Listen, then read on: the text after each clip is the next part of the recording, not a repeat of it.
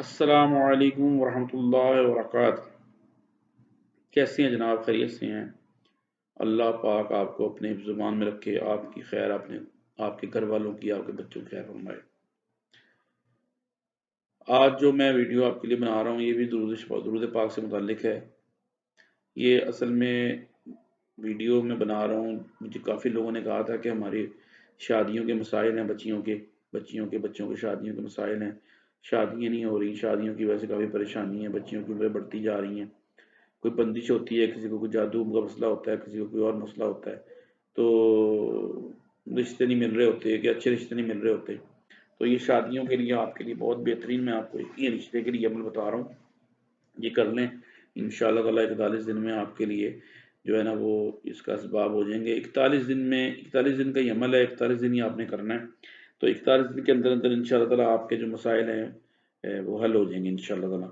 عمل بہت آسان ہے، عشاء کی نماز کے بعد آپ نے کرنا ہے، بچی خود بھی کر سکتی ہے، بچی کی والدہ کر سکتی ہے، بچی کے والد کر سکتے ہیں، کوئی بھی کسی کے لیے بھی یہ بچی آپس میں اپنے لیے بھی کر سکتے ہیں اور ان کے والدین بھی کر سکتے ہیں یہ عمل۔ صرف دھیان یہ رکھنا ہے آپ نے کہ آپ جب یہ عمل کریں تو آپ کے دھیان میں یہ ہو کہ ہم یہ عمل کس لیے کر رہے ہیں، کس بچی کے لیے کر رہے ہیں۔ انشاءاللہ تعالیٰ بچی اگر خود کرے گی یا بچہ اگر خود کرے گا تو بہت زیادہ فائدہ ہوگا، بہت جلدی فائدہ ہوگا۔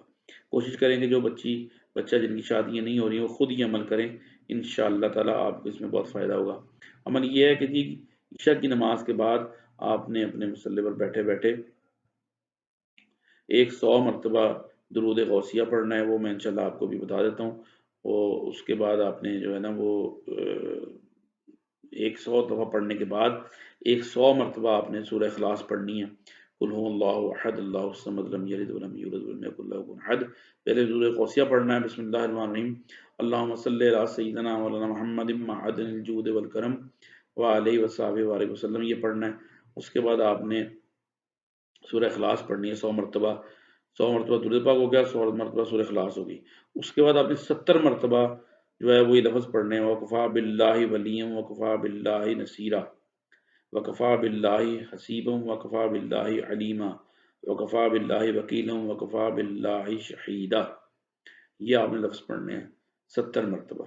انشاءاللہ تعالیٰ آپ یہ 41 دن عمل کر لیں، 41 دن کے عمل کے بعد انشاءاللہ تعالیٰ آپ کو اس سے 41 دن کے اندر اندر ہی رشتے کے اسباب پیدا ہو جائیں گے۔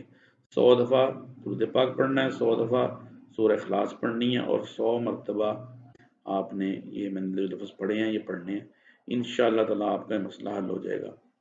نماز کی پابندی کریں، نماز کا خیال رکھیں، خود بھی نماز پڑھیں، اپنے اہل و عیال کو بھی نماز کی تلقین کریں، اور نماز جو ہے وہ انسان کو اللہ تعالیٰ نے انسان پر، ہر مسلمان بالغ و عاقل پر فرض کیا ہے، نماز کی ضرور پابندی کریں۔